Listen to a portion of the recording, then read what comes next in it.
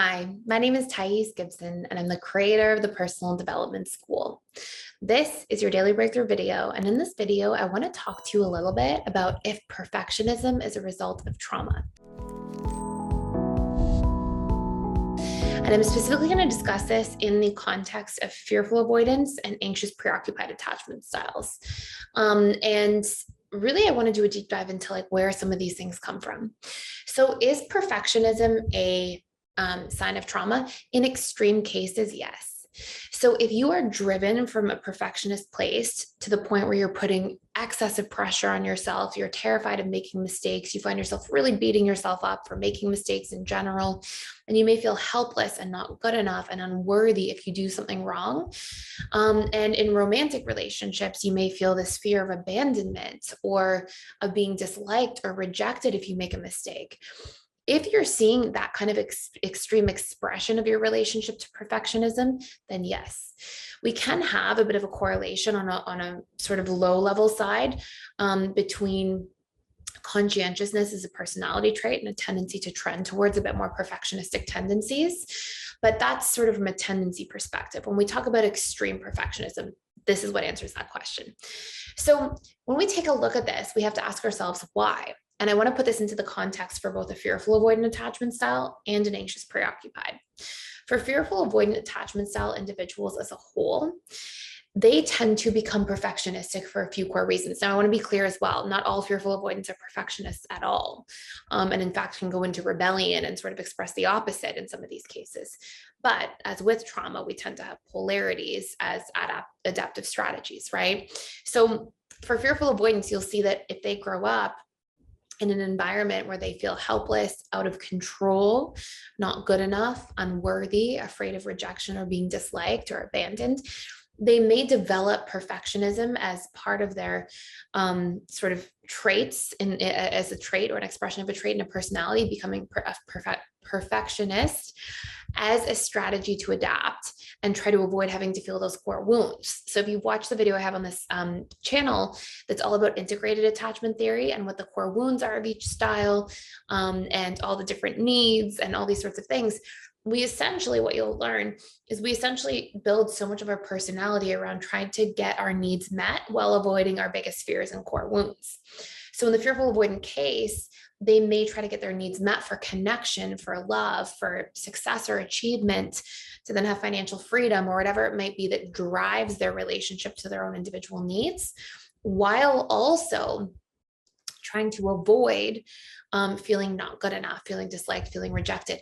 The biggest ones for fearful avoidance as a whole is that they so strongly dislike feeling controlled or helpless.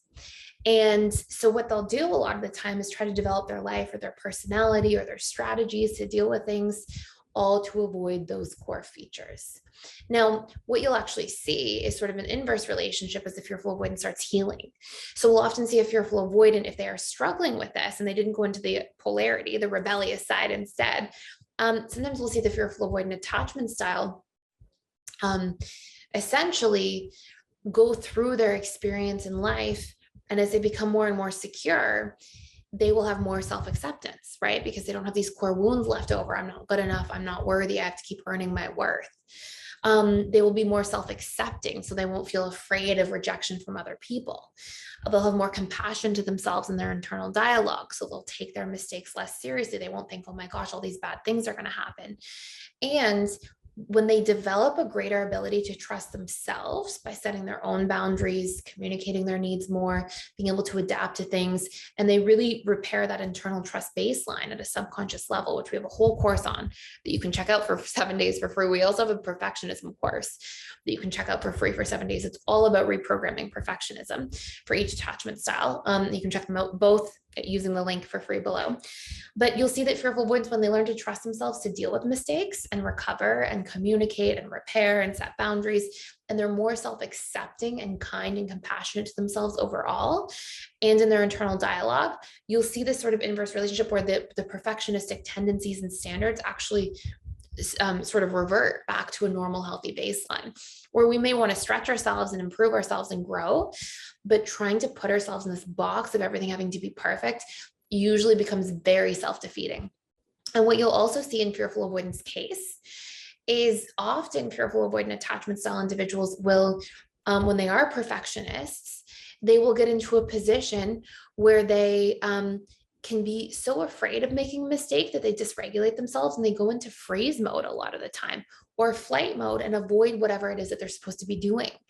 So you'll see like having these really strong perfectionistic tendencies can be self-defeating a lot of the time and can actually create patterns of self-sabotage because we feel so much negative emotion that we're wired to just avoid feeling the emotion. So we just want to run away from the project or relationship or anything that's putting that pressure on us indirectly, which is us really putting pressure on ourselves and then projecting it onto the project.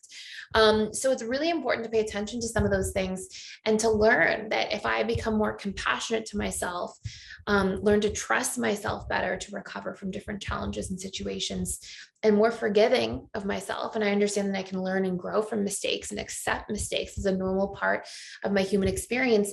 This is where the healing happens. This is where I don't have to feel so pressured and stressed out all the time by my relationship to external experiences. The anxious preoccupied version essentially follows along very similar path and lines. But anxious preoccupied individuals, their core wounds and their fears are more rooted in feeling not good enough, feeling afraid of abandonment, feeling afraid of being disliked or excluded, almost like exiled because of making a mistake. And a lot of APs tend to focus their fear of making mistakes around things that involve social groups or settings.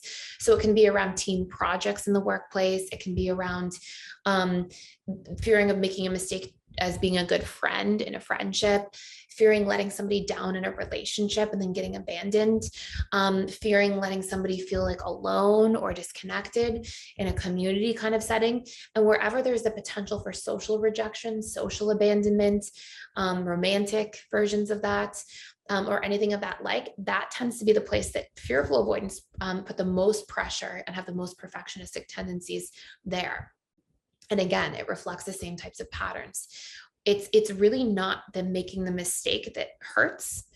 If you are a perfectionist, like an extreme perfectionist, it is what happens the moment after.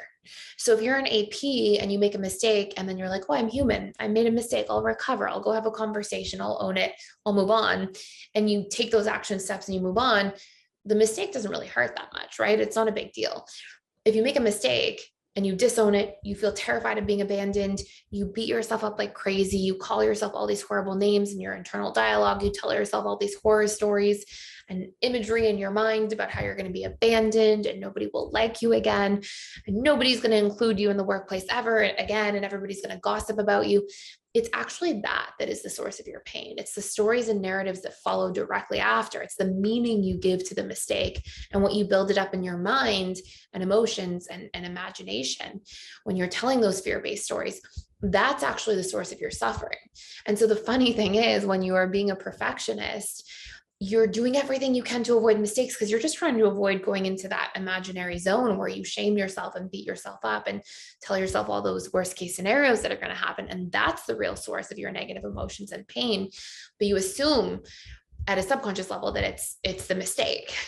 And so you try to avoid making mistakes when really the entire time it was all in your control, because if you just were able to consciously see it's my imagination that follows the mistakes and work to reframe those narratives, question those stories, be kinder and more compassionate to yourself when you make a mistake, you would realize it's not so scary and so bad. So I hope this helps.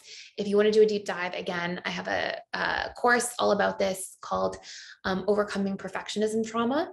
And again, this is in the context of like being a serious perfectionist where it causes excessive pressure and expectations and hardship and frustration in your life.